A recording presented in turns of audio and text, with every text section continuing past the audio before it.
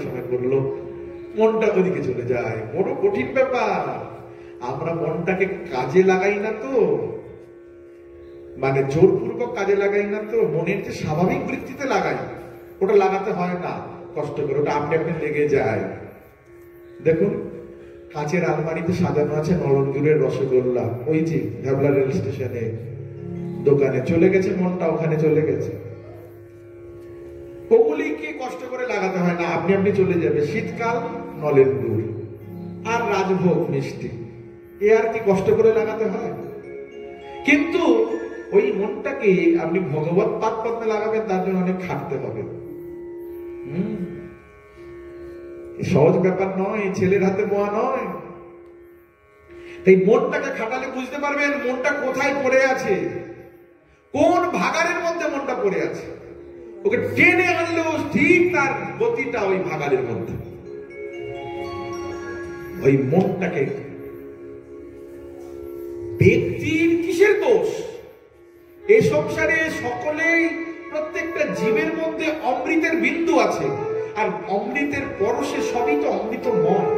তাহলে ব্যক্তির আবার দোষ হবে কেন? এই সংসারে কেউ খারাপ নেই, কেউ খারাপ না, একটা জীব খারাপ না। তাহলে যে এত ভালো মন্দের বিচার, এত জেলখানা, এত আদালত কেন? এইসব বলে গুণে গুণে সুবর্ততে, খালি গুণের খেলা। কার মধ্যে তামসিক গুণ বেশি, কার মধ্যে রাজসিক গুণ বেশি, মারবো কাটবো, এই সমস্ত তামসিক গুণের প্রবৃত্তি।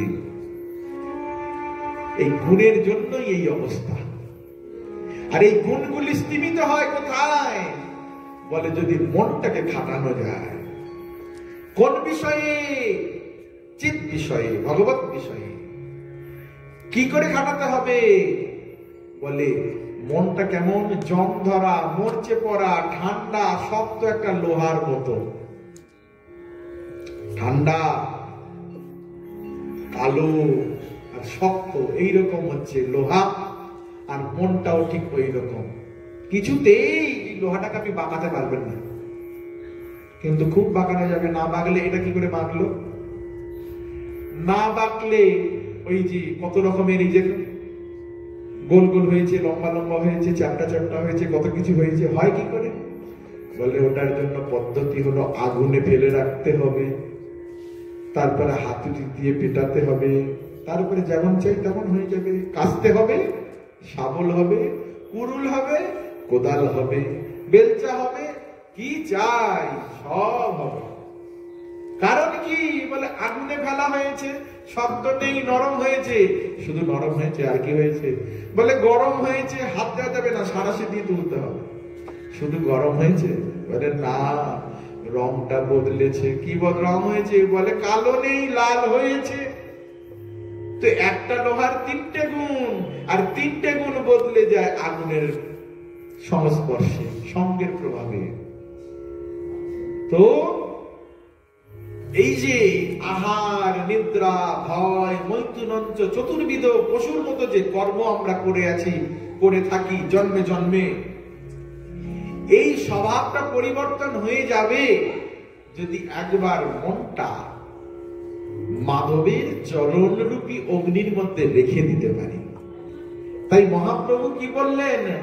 ন ধনম ন জনম ন সুন্দরীম কবিতাং বা জগদীশ কাময়ে মম জন্মনি জন্মনীশ্বরে ভবতাৎ ভক্তি রহিত কীর্তয়ী ওই নন্দ তনুজ কিঙ্করং পতিতাং মাং বিষবিভবাম্বুধ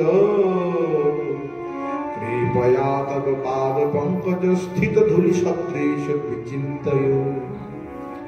হে নন্দনন্দন শ্রীকৃষ্ণ, হে প্রাণনাথ, আমাকে কি করবে জানো? একটা কণা করো, কণা, ধূলি কণা।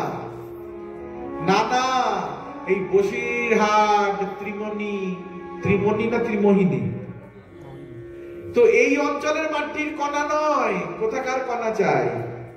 বলে কণা হতে হলে আমাকে তোমার চরণের ধূলি কণা সমূহের একটা কণা করে চিরকালের জন্য রেখে দাও, কোনদিন যেন সেই চরণ ছাড়া না হয় ওই কণাটা। স্থিত ধূলি সদৃশ বিচিন্তয়। আমাকে তেমন করে রেখে দাও। চরণ ছাড়া করুন না নাথ। আমি জানি তুমি আমার নাথ, তবে কেন আমার এই অনাথ দশা? অনাথ কারা? বলে যার কেউ নেই, বাপ নেই, মা নেই, কেউ অভিভাবক নেই, রাস্তায় যেখানে সেখানে ঘুরে পড়ে থাকে, কেউ কিছু দিলে খায়, না হলে খায় না, পরনের কিছু নেই, সে অনাথ। তো আমরা কেন অনাথ হবো? আমরা তো নাথ, সনাথ আছে আমাদের। কারণ জগতের যিনি নাথ তিনি তো আমারও নাথ, কারণ আমি তো জগতেরই লোক। আমি কি জগতের বাহিরের জন? তু হু জগন্নাথ জগ ভরি রহসি, মন হু জগত বাহার। আমি জগতের বাইরের জন নই, আমি জগতের জন, আর তুমি জগতের নাথ। আর যেহেতু তুমি জগতের নাথ, সেহেতু তুমি আমারও নাথ। মন্নাথ জগন্নাথ, মদ্গুরু জগৎগুরু, কৃষ্ণ বন্দে জগৎগুরু। তো এমনই সেই প্রভু যার চরণে মনটাকে নিবেশ করতে হবে মা, সেই চরণটা কেমন শুনে রাখো। সাক্ষাৎ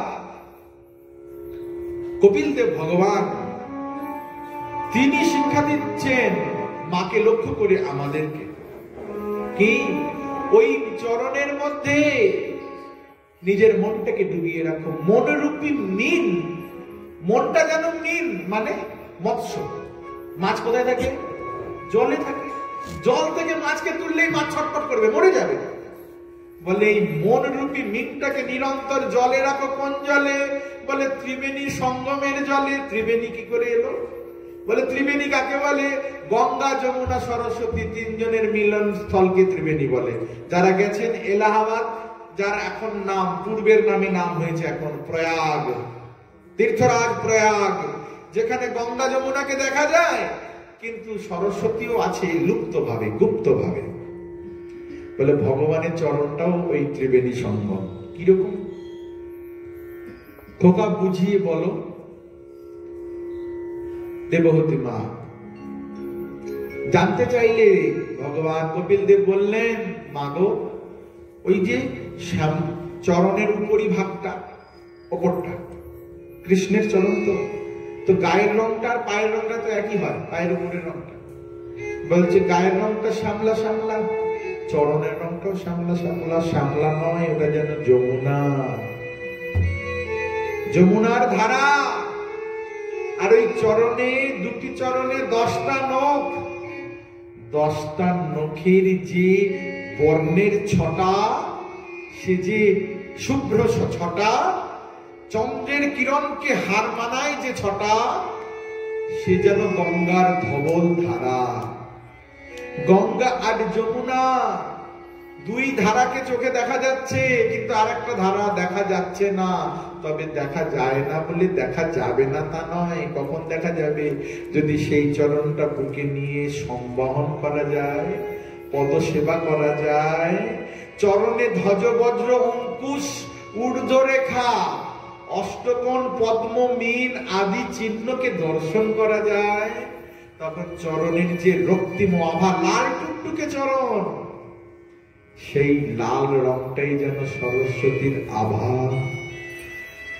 সেই শোভা আভা প্রভাতে ত্রিবেণী কতই সমান্বিত। আর সেই ত্রিবেণীতে নিরন্তর মনরূপী মীনকে ডুবিয়ে রাখো মা, তবেই শান্তি। উঠলেই কষ্ট, জল থেকে সরালেই কষ্ট, ছটপটানি। শ্রীকৃষ্ণ চরণাম ভজ স্মরা দুঃখাম গমিষ্যতি। এই সংসারে সকলকে ধরে ধরে সুখ পাবার জন্য চেষ্টা করে বিনিময়ে দুঃখই পাই, কিন্তু যার চরণ ধরলে প্রকৃত সুখের সন্ধান মিলত, তার চরণ ধরতে পারিনি, জানিনি। কিন্তু এখন যখন জানছি, চেষ্টা করব এই সংসারের মাঝে থেকে কেমন করে সেই চরণ ধরা যায়। ধরার উপায় নিরন্তর তার কথা শোনা। তাকে ধরা যায় না, তিনি অধরা। নন্দনন্দন শ্রীকৃষ্ণ বা মহাপ্রভু তিনি জগতে কারোর কাছে ধরা দিতে চান না, তিনি অধরা। কিন্তু তাকে তো ধরেছিল, শুধু ধরেছিল, তাকে বেঁধেছিল, শুধু বেঁধেছিল, কানটা ধরেছে, আঙুল দিয়ে শাসন করেছে, শুধু তাই নয়, পেটে দড়ি দিয়ে বেঁধেছে, মুখখলের সঙ্গে শাসন করছে মা। বাৎসল্যের রসে ঘনীভূত মূর্তি মা যশোদা অধরা ভগবানকে ধরেছেন, যেখানে শ্রুতি স্মৃতি নেতি নেতি বিচার করেছেন, যেখানে কত শত মুনিজন ঋষিজন শুধু ধ্যানই করে, ধারণাই করে থাকে মাত্র, যেখানে শিব ব্রহ্মা শুধু ধ্যান ধারণা করেই ক্ষান্ত হন, দর্শন পান না, ধন্য বৃন্দাবন আর বৃন্দাবনের পরিকর্মণ তারা ধরে ফেলেছেন, ধরে ফেলে আবার বেঁধেছেন, বেঁধে শাসন করছেন, মারবেন বলছেন, আর প্রভু ভয় পেয়ে কাঁদছেন। যার ভূভঙ্গিতে অনন্ত বিশ্ব ব্রহ্মাণ্ড সৃজন পালন সংহার হয়ে থাকে, এখানে ভগবান ফুপিয়ে ফুপিয়ে কাঁদছে, চোখের কাজলে আর জলেতে গালের মধ্যে মাখিয়ে কি যে কিম্ভূত কিমাকার রূপ ধারণ করেছে, যাতে মা ছেড়ে দেয়। ধরাকে অধরাকে ধরা যায়, উপায় এইটাই, নিরন্তর ওই যে কথায়, উঠতে বসতে, শয়নে স্বপনে, পূর্বের সাধনে আর বর্তমানে সাধ্য বস্তু পেয়েও যশোদা মা যখনই যা কার্যই করেন, নিরন্তর তার একটাই চিন্তা, গোপাল গোপাল গোপাল, কানাই কানাই কানাই।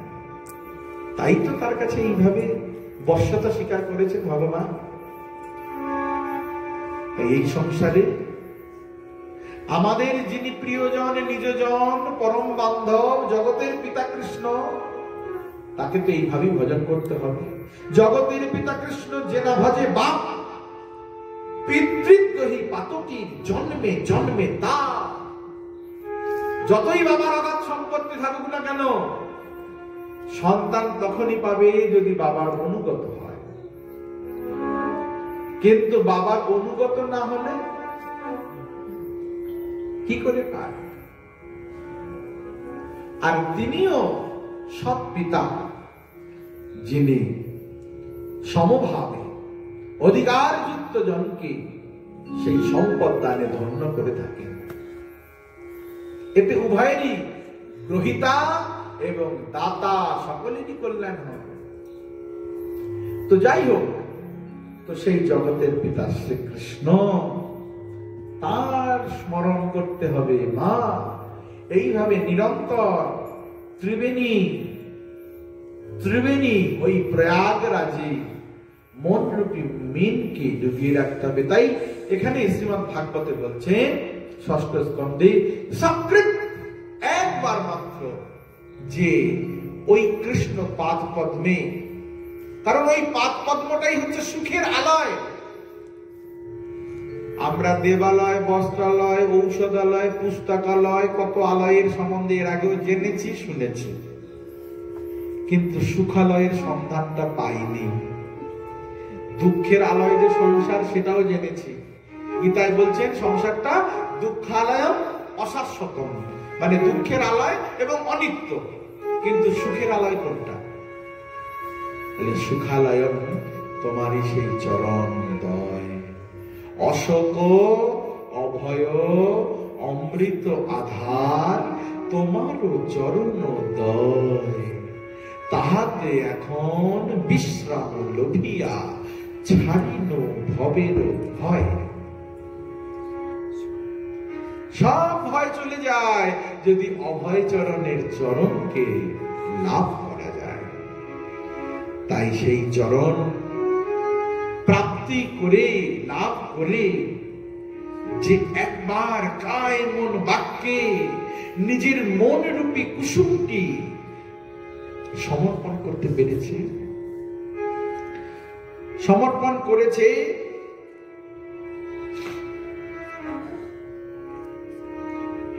সঙ্গে সঙ্গে তার কি হবে বলেন? তার চিত্ত শ্রীকৃষ্ণের গুণাবলীর প্রতি অনুরক্তি লাভ করে থাকে। তখন আর অন্য কথা ভালো লাগে না, তখন মনে হয় শুধু শুনবো, শুধু শুনবো, আরো বলো, এই কথা শুনবো, কটা বাজে ওদিকে নয়, আর 3 দিন পরে মরে যাবো কথা নয়, আরে 4 দিন ধরে কিছু খাইনি, এ কথা আপনি মোটেই চিন্তা করবেন না। সুখদেব গোস্বামী পাদের নিকটে মহারাজ পরীক্ষিত বলছেন, আপনি চিন্তা করবেন না, 4 দিন বিগত হয়ে গেল, আমি যে অন্ন জল কিছু খাইনি, তার জন্য আপনি চিন্তা করবেন না। আমি যে আহার নিদ্রা পরিত্যাগ করে আপনার কথা শুনছি, আপনি এই নিয়ে কোনো চিন্তিত হবেন না। কারণ আপনি যে কথা পান করাচ্ছেন এত স্বাদু স্বাদু, পদে পদে এত স্বাদ লাগছে, জীবনে এমন স্বাদ বস্তু কোনোদিন পাইনি। তাই আপনি আরো শোনান, আরো শোনান, বিস্তার করে শোনান। আপনি চন্দ্রবংশের রাজা, সূর্যবংশের রাজার কথা বিস্তার করে শোনালেন, আমি তার কথা শুনবো বলে বসে আছি। যিনি আমাকে মায়ের পেটের ভিতরে ঢুকে গিয়ে রক্ষা করেছিল তার কথা শোনা। ওই যে আমার ঠাকুমার দাদা, তার কথা শোনা। ওই যে আমার পূর্বপুরুষগণ, আমার পিতা পিতৃব্যগণ, যার চরণে আশ্রিত হয়ে ভয়ঙ্কর রণসমুদ্র, যেখানে বড় বড় কৈবর্তক, বড় বড় কুমির হাঙরের মতো সেই যে ভীষ্ম, দ্রোণ, এই সমস্ত জনকে জয় করেছিলেন, যার চরণে আশ্রিত হয়ে, তার কথা শোনা। আমি তো তার কথা শুনতে চাই, কোনো চিন্তা করবেন না। তখন সব জগৎ সংসার যেন এক পাশে, আর মন বুদ্ধি রয়েছে ভগবান কথায়। শুনে এমন দশা হয় হয় হয়